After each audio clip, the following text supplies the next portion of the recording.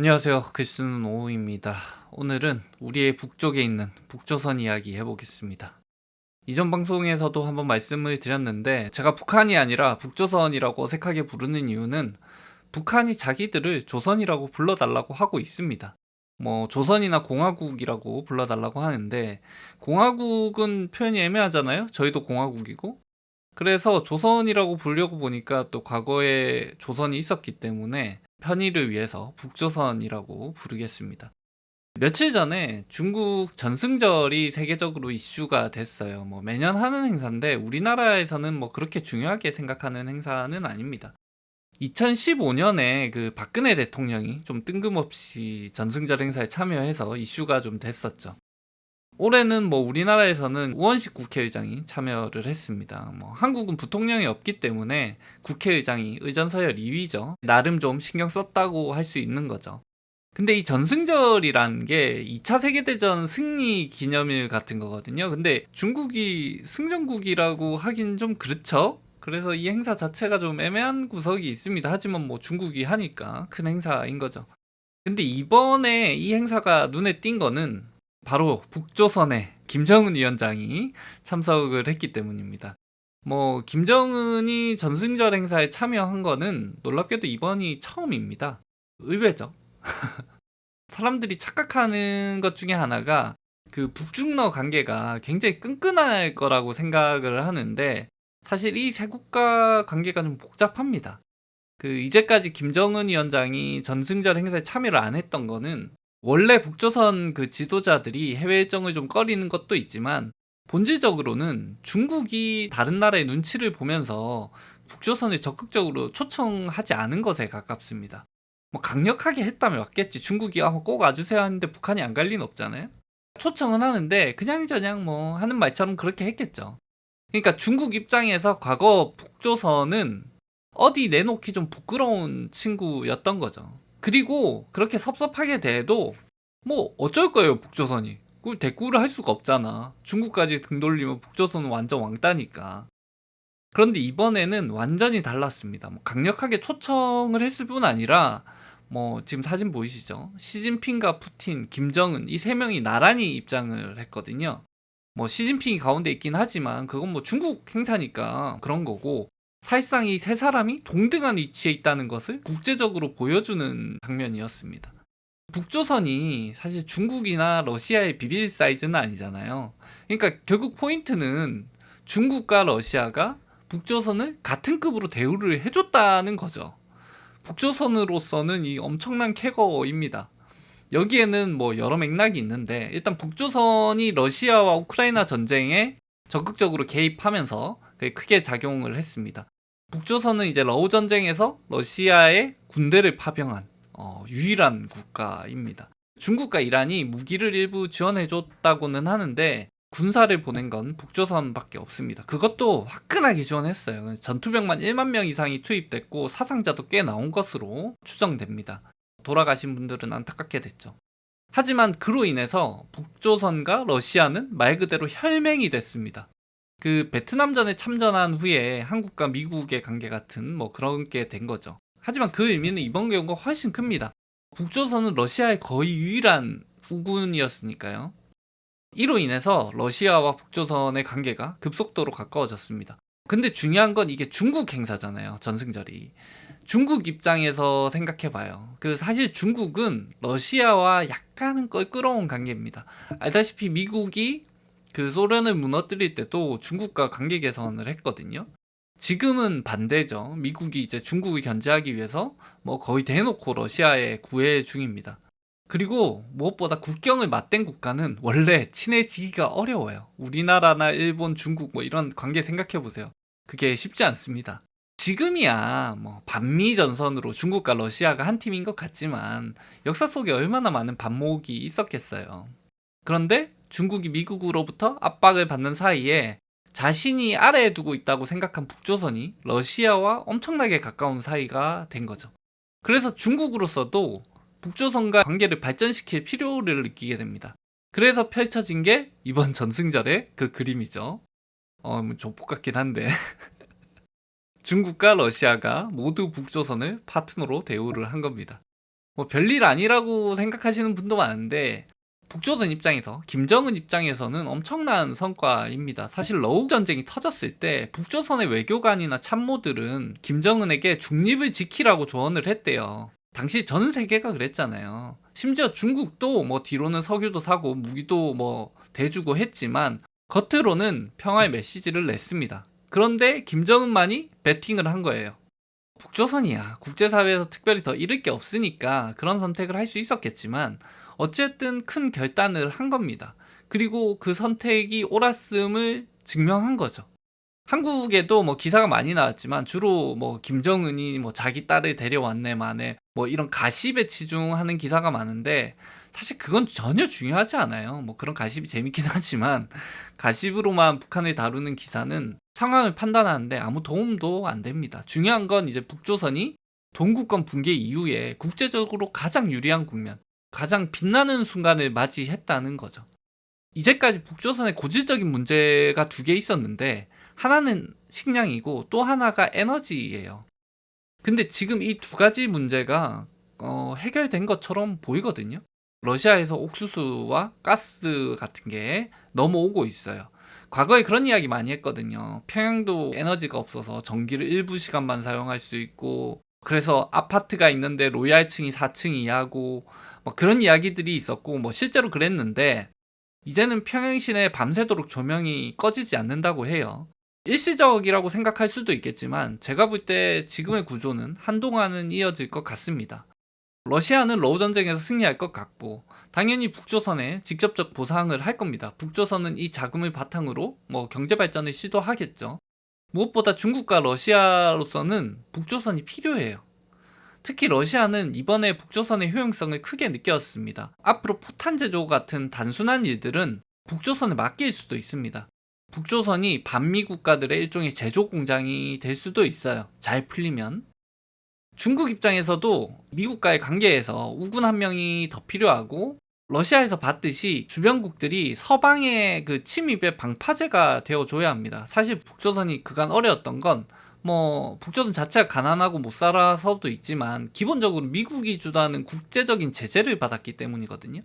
그래서 중국과 러시아도 북한을 공식적으로 도와주지 못했어요. 그래서 북한이 뭐 식량, 의료품, 에너지 뭐 이런 게 부족했던 건데 그런데 세계가 이게 뭐 중국 탓이든 미국 탓이든 어쨌든 양분이 돼버렸잖아요. 그러니까 중국과 러시아가 과거만큼 미국 눈치를 보면서 북조선과 교역하지 않을 이유가 전혀 없습니다. 그럼 미국은 어떠냐? 미국은 이제 중국과 러시아를 편드는 북한을 계속 적대할 거냐? 그럴 수도 있어요. 뭐 구도상 그럴 수도 있는데 하지만 미국 역시 북조선과의 관계 개선에 나설 가능성도 꽤 있습니다. 알다시피 트럼프는 성과 내서 자랑하는 것도 좋아하고 무엇보다 노벨 평화상을 원하잖아요. 그런데 러우 전쟁도 제대로 마무리가 안 되고 중동에서 이스라엘도 아직 깡패짓을 하고 있거든요.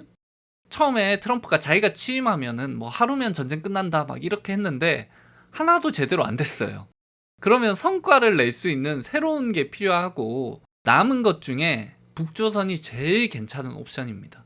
하지만 여기에는 대가가 따라야 북한이 그냥 해줄 리가 없잖아.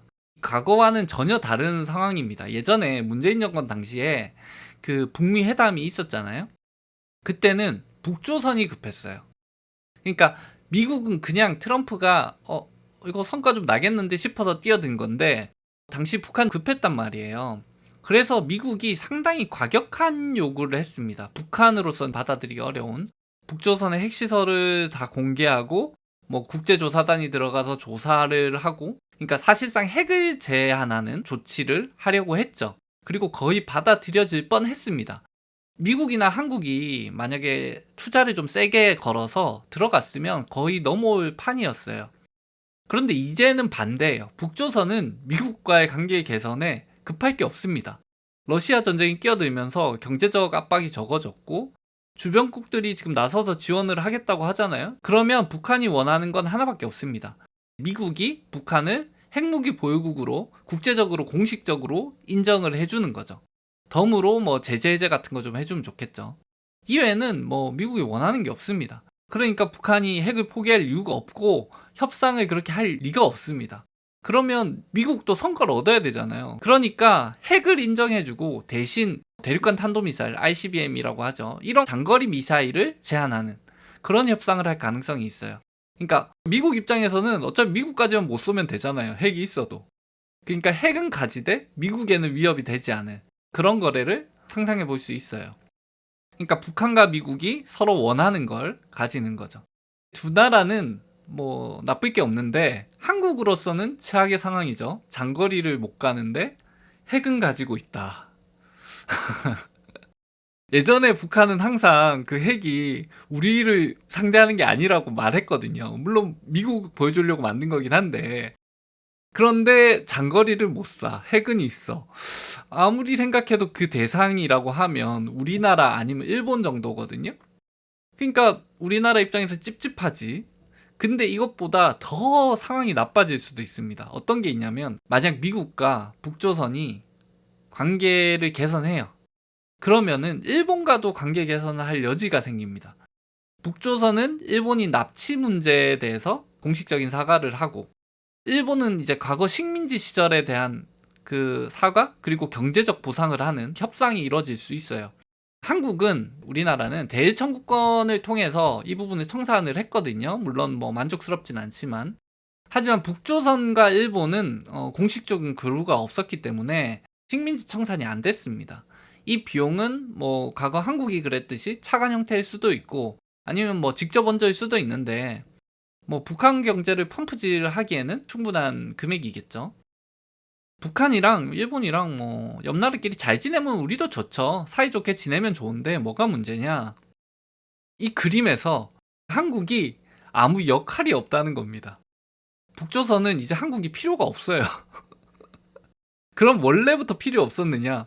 아니죠. 원래는 매우 매우 중요했습니다. 미국 압박이 강해서 중국과 러시아가 제대로 도와주지 못할 때 한국을 통해서 뭐 이런저런 도움도 받고 국제적으로 뭐 자기들이 하고 싶은 얘기를 미국이나 이런 데 해줄 수 있었어요.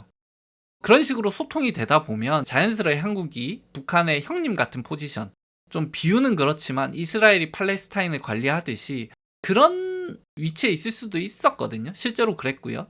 하지만 이제는 상황이 완전히 틀어졌습니다. 북한이랑 대화하는데 한국이 끼운 나라가 없어요. 노태우, 김영삼, 김대중, 노무현 이 정부를 거치면서 한국은 북조선과의 관계 개선을 상당히 이루었습니다. 그렇기 때문에 그 위치에 있을 수 있었고요.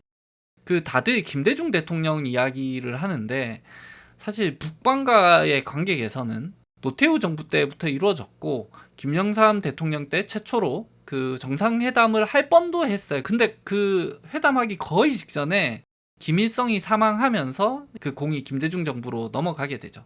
그러니까 북조선과의 관계 개선에 뭐 좌우를 떠나서 우리 정부가 꽤 오래 공을 들였고 결정적으로 이제 김대중 정부 때 개성공단이 생기면서 북조선의 경제가 남한의 하위 파트너 같은 구도가 됐죠. 뭐 실제로 그렇진 않았지만 이제 해외적으로 봤을 때 그런 느낌이 됐습니다. 그런데 이걸 이명박 박근혜 정부가 날려 먹었죠. 박근혜는 이제 개성공단에 철수함으로써 사실상 이 20년이 넘는 남북 화해 무드를 깨버렸습니다. 그 노태우, 김영삼, 김대중, 노무현 대통령이 이제 20년간 쌓았는데 날아가는 건 원래 한순간입니다. 그래도 이 남북 관계가 오래됐는데 이게 한 번에 끝나진 않았어요. 마지막 기회가 문재인 정부 때 있었습니다. 그 다들 기억나실 거예요. 뭐 둘이 손잡고 휴전선 넘고 뭐 별쇼를 다 했죠. 하지만 안타깝게도 뭐 결국 아무런 성과를 내지 못했습니다. 갑자기 트럼프가 마음을 바꿔서 북미뿐만 아니라 남북 관계도 뭐 틀어졌다고 하죠. 물론 그건 맞아요. 그 만약 트럼프와 김정은의 회담이 성공했다면 남북 관계 역시 급격히 개선됐을 겁니다. 하지만 미국과 관계가 틀어졌어도 남북 관계는 좋았을 수도 있어요. 개선의 여진 많았습니다. 그리고 오히려 미국이 파토를 냈기 때문에 한국이 북조선의 더 중요한 포지션이 될 수도 있었어요. 하지만 그걸 못했죠. 왜냐? 욕먹는 게 두려우니까. 당시 만평이 기억나는데 이게 어디 해외 만평이었던 것 같아요. 미국, 한국, 북조선, 일본 이렇게 네 나라 대표가 식당에 들어가서 앉았어요. 메뉴판이 있죠. 뭐 경제개발, 뭐 에너지 공급 뭐 이런 메뉴판이 있고 그런데 다들 눈치만 보고 아무도 계산을 안 해요. 이게 무슨 의미냐면 어쨌든 북조선이 원해서 그 자리가 만들어졌잖아요. 북조선이 원한 건 경제적인 거였거든요. 근데 아무도 돈 낼 생각이 없는 거야. 트럼프야 원래 자국이 돈 내는 걸 좋아하지 않고 그냥 자기 이름으로 성과 내는 걸 좋아하는 거잖아요. 그러니까 뭐 돈 안 내고 있는 거고, 일본은 먼저 나서기 애매한 상황이었고, 결국 남은 건 우리나라인데, 우리나라는 이제 내부 정치 상황 때문에 북조선에 직접 지원을 하기 힘들잖아요. 몇 푼 안 되는데 뭐 퍼준다고 욕을 먹을 게 확실하니까. 그러니까 다 알아. 거기서 돈 내야 되는 거 다 알아. 언론에서 만평 그릴 정도로 아는데 못하는 거죠. 저는 그때 과감했어야 한다고 생각을 합니다. 그때도 그렇게 생각했고 지금도 그렇게 생각해요. 만약에 경제협력이 어렵다, 그러면 최소한 러시아의 가스를 국내에 들여오면서 가스관을 설치를 해야 되잖아요. 이걸 이제 북조선을 통해서 할 수 있잖아요. 그 가스관을 북조선에 매설해서 이제 한국으로 가져오는 거죠. 이 루트로 우리도 가스를 얻지만 북조선도 좀 저렴하게 가스를 구입할 수 있게 해주는 거죠. 가스관이야 뭐 우리 쓰려고 만들지만 뭐 북한이 좀 쓴다고 해서 문제될 건 없으니까. 북한도 에너지 문제를 해결하고 우리는 우리대로 저렴하게 또 에너지 구입해오고, 이 그림을 문재인 정부도 그리고 있었을 거예요. 당시 이제 탈핵 이슈가 크게 걸린 것도 있어서 안정적이고 저렴한 에너지 수입이 중요한 시기였거든요. 그래서 러시아 가스관이 한국 경제에 도움도 주고 북한과의 관계를 잡을 수 있는 매우 좋은 수였습니다. 왜냐하면 에너지라는 건 또 일회성이 아니잖아요. 그러니까 이때 만약에 해놨으면 지금까지도 북한이 우리에게 사실상 의존하는 그런 그림이 될 수 있었거든요. 그러니까 이게 됐으면 개성공단처럼 군사적으로도 긴장을 완화할 수 있는 방책이 됐을 겁니다. 문재인 정부를 좀 비판하자면 문재인 정부가 전반적으로 의도는 좋았으나 무능한 정부라고 생각을 하는데, 왜냐하면 말한 거에 비해서 한 게 없어요. 그 문재인 정부가 이제 페미니즘을 강조해서 싫어한다는 사람들이 꽤 있거든요. 지금 젊은 세대 남성들이 싫어하는 주 요인 중에 하나라고 하는데, 근데 제가 볼 때는 페미니스트들이 문재인 정부를 싫어해야 돼요. 왜냐하면은 말은 엄청 했는데 막상 도와준 게 없어. 그게 오히려 말을 너무 하는 바람에 거부감만 생겨가지고, 아무튼 좀 정책적으로 그랬습니다. 마찬가지로 북한 문제도 쇼는 많이 했는데 이룬 게 없어요.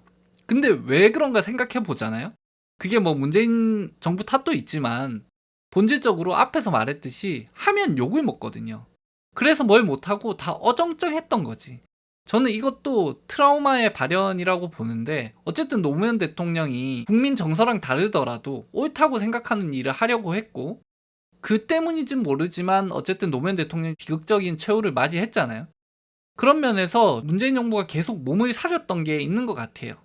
그게 너무 아쉽죠. 결국 북조선 문제에서 중요한 건 북한 경제를 어떻게 풀어가냐 하는 건데, 북한 가서 그냥 냉면 먹고 공연 보고 손잡고 감동 코드 이런 보이는 그림에만 집중했던 거죠. 이해하죠. 정치 사정으로 그럴 수 있어. 좌우 대립도 심하고 욕먹는 것도 싫고 다 그럴 수 있어요. 이해됩니다. 뭐 지도자가 좀 결단해 줬으면 좋겠지만 사람이 평범한데 어떡하겠어. 이해합니다. 근데 이걸 북조선 입장에서 생각해봐. 우리는 그럴 수 있지. 우리는 그렇다고 생각할 수 있는데 북조선 입장에서 한번 생각해보세요. 완전히 뒤통수 맞은 거지. 사실 당시 북조선 내부에서는 한국이랑 미국이랑 대화를 해야 하냐 말아야 하냐 이걸 두고 의견이 좀 분분했다고 해요. 그런데 김정은이 뭐 이번 러우 전쟁처럼 나름 결단을 해서 전격적으로 대화에 나선 거였거든요. 생각해보면은 당시 대화에 중국, 러시아가 빠져 있었어요. 이게 대단한 겁니다. 어찌 보면 북조선이 노선을 중국에서 미국 쪽으로 뭐 갈아탄다고 할 수 있을 정도로 과감하게 베팅을 한 거였거든요. 그런데 이룬 게 없잖아요. 독재 정권에서 지도자가 어떤 베팅을 했는데 안 된다? 이거 정치적으로 상당히 위험한 겁니다. 근데 트럼프는 많이 뒤집고 한국은 그냥 인상 좋은 아저씨처럼 허허 하고 웃고만 있는 거죠. 그러니까 배신감을 안 느낄 수가 없지. 그리고 이제 단절하게 되죠. 근데 이제 그 북한도 과거와 같지 않거든요. 막 90년대 고난의 행군 이런 거 있잖아요. 이제 북한 주민들도 못 버팁니다. 그렇게 쉽지 않아요, 북한 주민들도. 그래서 김정은이 어떻게 보면 차선책으로 러우 전쟁에서 러시아에 크게 베팅을 한 건지도 몰라요. 그러니까 일단 어떻게든 길을 마련해야 되니까. 이렇게 되면서 이제 북조선의 한국 끊어내기가 본격화됩니다. 그러니까 이때부터는 아예 기조가 변해요. 예전에는 한국이랑 뭐 사이가 좋든 나쁘든 우리나라에 관심이 많았어요. 그러니까 욕을 하든 칭찬을 하든 뭐든 해. 걔네 욕 세게 하잖아. 근데 이때부터는 욕도 잘 안 합니다. 그러니까 서로 신경 쓰지 말자로 기조가 확 변해요. 그러니까 증오든 애정이든 그건 동지가 될 가능성이 있다고 생각할 때 나오는 바이브거든요. 근데 이제 북한은, 아니 김정은은 한국을 완전히 별개로 생각하는 것 같습니다. 그냥 남쪽에 국경을 맞대고 있는 뭐 다른 나라 정도로 치부를 해요. 실제로 당 강령에서 통일 이런 표현을 싹 다 빼버렸어요. 그러니까 이제 남남이라는 거지. 우리 갈 길 가자는 거지. 이런 상황에서 이제 윤석열 정부가 뭘 했을까요? 사실 윤석열 정부는 뭘 할 수 있는 건 없었어요. 뭐 그건 인정해. 특별히 나아질 상황은 아니었어. 근데 거기에 대고 아예 삽질을 해버렸죠. 전략도 없고 뭐 전략이 있었다 한들 의미도 없었어요. 왜냐하면 어차피 북조선 받아줄 생각이 없었으니까. 근데 상황 판단도 못하고 그냥 무능했어요. 북한은 관심도 없는데 막 확성기를 틀고 선전물을 보내고 했잖아요. 물론 직접 한 건 아니고 이제 대북 단체가 했는데 그걸 제재를 안 했죠. 사실상 그게 직접 한 건데. 근데 이런 행위는 북한을 향한 것이라기보다는 내부 정치용이거든요. 우리나라 정치용이야. 국내 정치용인데. 그러니까 이때 상황을 제3자 입장에서 보잖아요. 그러면은 한쪽은 헤어지자고 해. 북한은 헤어지자고 하는데 우리는 막 쌍욕을 하면서 생떼를 쓰고 투정 부리고 이러고 있는 꼴이에요. 이게 얼마나 우습습니까? 그러니까 국제관계에서 본다면 그냥 우리가 행패를 부리고 있었던 거예요. 아무튼 그런 꼴이었죠. 물론 북한은 또 워낙 원초적인 국가니까 거기에 오물풍선 보내고 이지랄을 했는데 아무튼 그래서 한국은 이명박 때부터 해서 내부 정치만 신경 쓰다가 북한과의 관계 개선에서 주도권을 완전히 상실했습니다. 반대로 북한은 어쨌든 러시아에 베팅해서 성공했죠. 한국이나 미국은 뭐 돈 한 푼도 쓰지 않으려고 하다가 말아먹었고, 어쨌든 러시아와 중국은 경제협력을 할 것 같거든요. 물론 뭐 실제 지갑을 열지 그건 두고 봐야겠지만 지금까지만 보면 김정은의 노림수가 통한 거죠. 뭐 어디까지 실제로 내다봤는지는 모르겠습니다. 하지만 중요한 건 결과잖아요. 그 고무찬양일지는 모르겠는데 솔직히 말하면 이명박, 박근혜, 문재인, 윤석열 대통령보다는 김정은이 리더로서의 결단력은 더 있는 것 같습니다. 뭐 생긴 건 동글동글한데 좀 도끼가 있어요. 태세 전환도 빠르고, 그 남북미 대화할 때 중국 러시아를 배제하는 결단이나 그때 실패하니까 이번에는 러시아에 군사를 보낸다? 이거 대단한 거거든요. 그러니까 미국이랑 하려고 베팅했으면 그 방향으로 끝까지 가는 게 일반적인 경우입니다. 왜냐하면 사람이 자기 실수를 인정하기가 어려워. 근데 김정은은 그냥 해버려요. 물론 미국 대화파 이런 거 주장했던 사람들이 자기 대신 이제 책임지고 물러나고 숙청되고 뭐 이러긴 했지만 뭐 그거는 이제 뭐 북한에도 쇼가 필요하니까 한 쇼고, 아무튼 결단은 지도자가 하는 거잖아요. 그런 면에서 대단하다고 생각하고, 그런데 생각해보면 왜 한국은 못했고 북한은 가능했냐 보면 그게 독재국가와 또 민주국가의 차이일 수 있겠다, 뭐 이런 생각은 들어요. 민주국가에서는 잘못되면 욕먹고 다음 선거에서 바로 지니까 좀 결정하기 어렵죠. 근데 우리가 독재국가를 좀 너무 쉽게 생각하는 경향이 있는데 독재국가도 민심을 잃으면 안 돼요. 그리고 심지어 민심을 잃으면 거기선 목숨을 잃습니다. 우리는 적어도 죽진 않잖아. 근데 거기는 죽어요. 그게 독재자들이 왜 못 물러나냐면 물러나면 죽어서 그래. 만약에 러시아에 베팅한 것까지 실패했다? 그러면 김정은도 장담하기 어려웠을 수도 있습니다. 다시 한국 얘기로 돌아와서, 그럼 지금 한국은 어떠냐? 뭐 지나간 일은 지나간 일이고 앞으로 우리가 할 일 해야 되잖아요. 한국은 입지가 애매해졌죠. 이제 북조선은 한국보다는 러시아, 중국, 미국, 일본과 먼저 대화할 가능성이 굉장히 커요.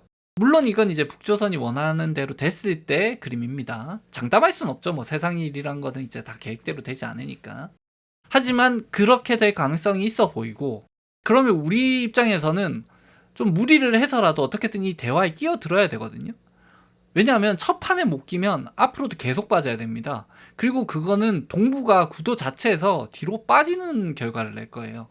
안 그래도 지금 한미일 동맹에서 미국, 일본이 주요 파트너고 한국이 하위 파트너 느낌이 없잖아 있거든요. 그런데 북한 문제에서마저도 미국, 일본에 밀린다? 그러면 그거는 그냥 왕따예요. 그냥 짐 들어주는 애야. 가방 못지야. 이 상황을 정부도 다 알아요. 이재명 대통령이든 다음 정부든 어쨌든 북한 문제를 모른 척 할 수 없는 상황인 거죠.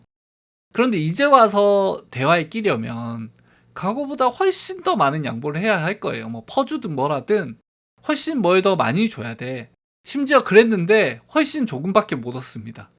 사실상 이제 북조선은 한국의 손을 완전히 벗어났어요. 뭐 어쩔 수 없죠. 모든 일은 이제 시기가 있고 그걸 놓친 걸 뭐 어떡하겠습니까? 부정적이지만 너무 또 부정적으로 생각할 필요는 없습니다. 사실 북조선 귀찮았잖아. 지나간 건 지나간 거고 우리는 앞으로 잘하면 돼요. 북조선이 그런 것처럼 우리 일을 잘하면 됩니다. 이제 못할까 봐 걱정이 돼서 그런 건데 뭐 할 말은 많지만 더하면 문제가 될 수 있으니까 이 정도까지만 하고요. 이번 시간에는 이제 북조선과의 관계에서 이전 정부들이 한 실책에 대해 이야기해 봤고, 근데 진짜 중요한 문제는 이런 것 같아요. 그러니까 과거에 뭐, 이명박, 박근혜, 문재인 정부가 뭐 잘했다고 해봅시다. 그럼 남북 관계, 그리고 중국과 러시아의 관계, 일본과의 관계가 지금과는 좀 다르게 그려졌을 거예요. 하지만 여전히 비난받고 있을 겁니다. 퍼주기 했다고.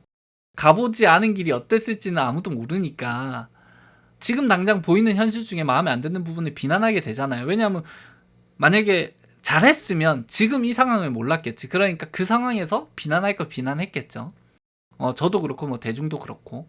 그리고 그 사이에 한국 사회에서 북조선 문제가 정치적 이슈가 됐어요. 국제적인 관점에서 바라보고 국내 문제도 바라봐야 하는데 정치 이슈가 되니까 정치적 득실을 따지게 됐거든요. 그래서 그 선택이 남북 관계에는 긍정적이지 않은 방향으로 흘러도 신경 쓰지 않아요, 이제. 그냥 선거만 이기면 돼. 이렇게 돼버린 겁니다. 그래서 한국은 남북 관계에서 가장 유리한 위치에 있었는데 어쩌다 보니까 가장 불리한 위치, 심지어 그냥 무관심한 위치로 가버렸어요. 뭐 모르겠습니다. 진보 혹은 보수가 원하고 바라는 게 뭐 각자 그림이 있었겠죠. 남북 관계에서 어떤 그림이 있었을 텐데, 근데 당신이 어느 쪽을 원했든 그게 북조선이 중국 러시아와 가까워지고 한국은 고립되는 건 아니었을 거 아니에요. 진보의 입장이든 보수 입장이든 최악이잖아. 누가 잘했다 잘못했다가 아니라 그냥 그 상태로 서로 막 떠민 거예요. 크게 보면은 이제 국제 정세가 그렇게 흘러간 거지만 앞서 말했듯이 국제 정세랑 남북 관계를 분리해서 끌고 갈 수 있었거든요. 그런 기회가 많이 있었어요. 하지만 그걸 모두 날려먹었다. 그게 뭐 정치인들의 문제도 있지만 우리 탓도 크다. 저는 그렇게 생각합니다. 네, 오늘 방송은 여기까지 하고요. 다음에는 우리나라랑 일본 혹은 우리나라랑 중국 이 관계에 대해서도 일종의 후회 시리즈, 어떻게 했으면 좋았을 텐데 이 시리즈를 해보겠습니다. 그 전에 좀 긴 휴가를 먼저 다녀오려고 하고요. 뭐 휴가 전에 한 편 더 할 수도 있고요. 안 할 수도 있고 모르겠네요. 아무튼 여기까지입니다. 감사합니다.